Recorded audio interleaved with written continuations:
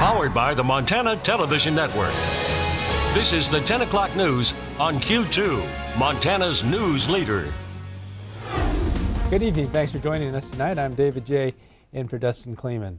President Trump is claiming victory after U.S.-led Allied attack on Syria's chemical weapons program. The Syrian regime is refuting the effectiveness of those strikes.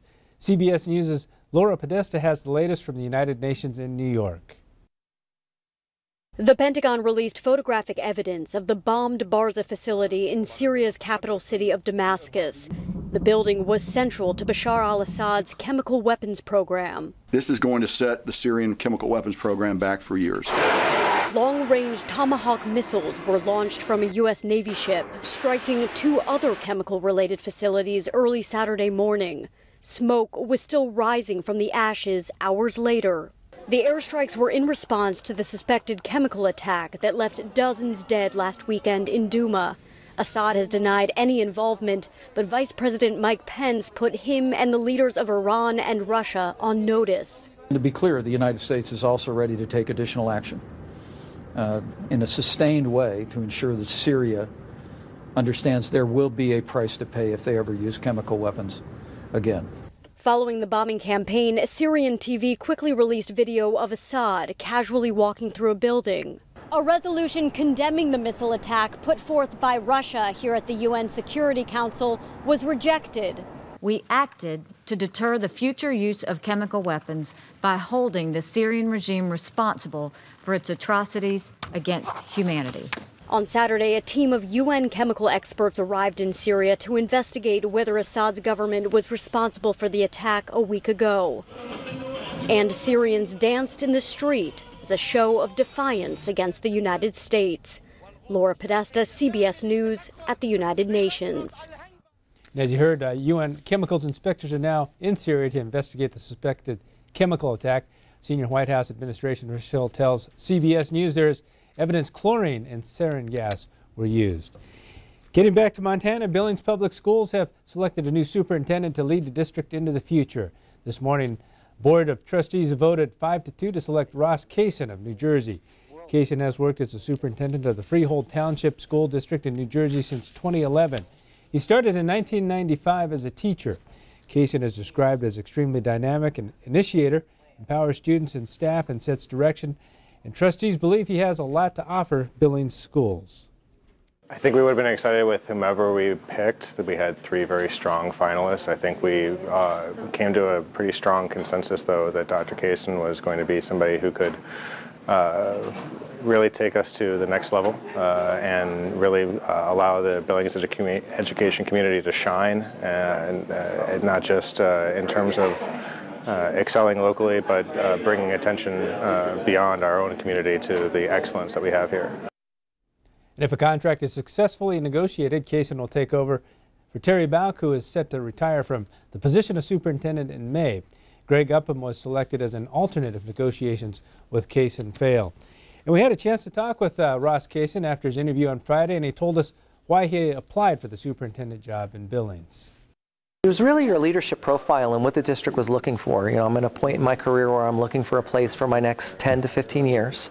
And the things that the community, the Board of Education, kind of where they're at and they want to go, really matched and mirrored well with where I am in my career and what I want to do. So I think besides it being Montana, which is fabulous, it was really where this district is and where it wants to go in the future that really excited me about the position.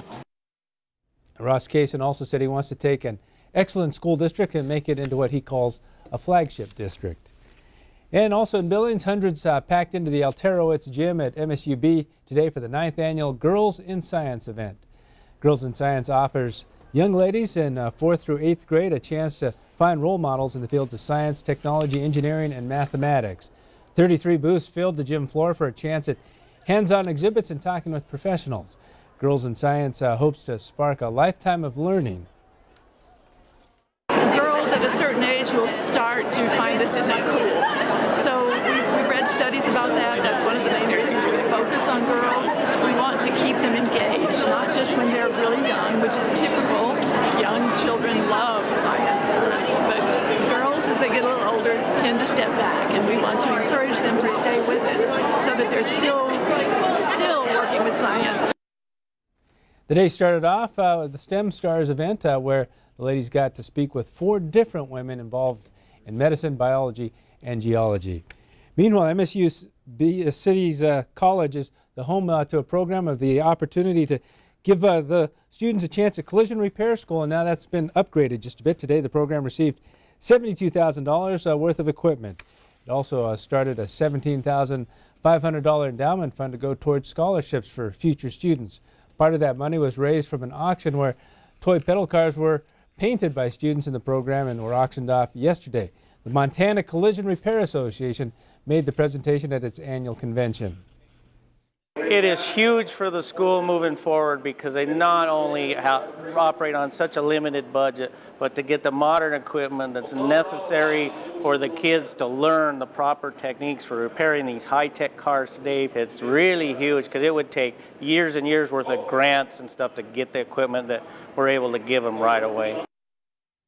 Some of the equipment donated include welders, aluminum frame pullers, and scanners. In Kalispell, gun rights supporters gathered at a park on Saturday for a rally to stand up for the right to keep and bear firearms. The rally was one of dozens of Rally for Our Rights planned across the country, led by students from local high schools.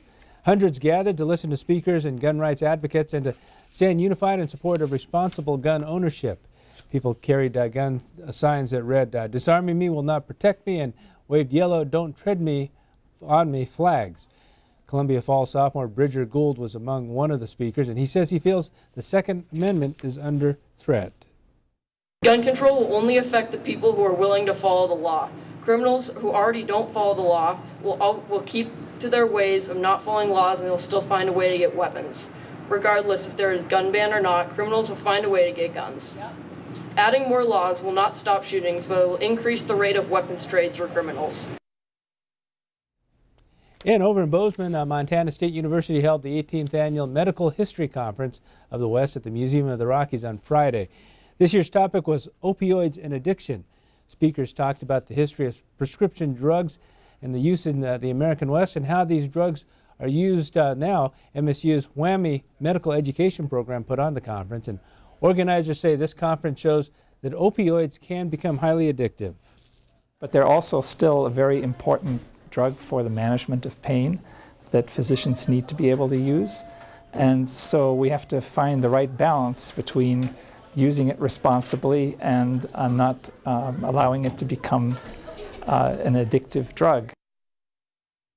And the conference is specifically for MSU medical students so they know how to deal with prescription drugs in the future.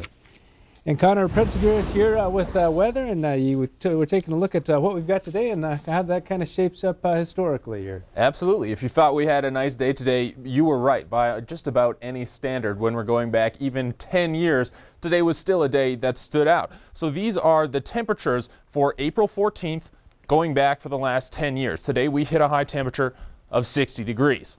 Now, going back and comparing it to the numbers, that means there was only 3 days in the last 10 years that were nicer than today was on April 14th. So definitely a nice kickoff to spring for us. However, that doesn't mean that there's not the potential for some more wintry weather. Right now we're tied with that all-time snowfall record that we've been keeping track of so closely. And 8 out of the past 10 years in that same sample size, we have had measurable snow after April 14th.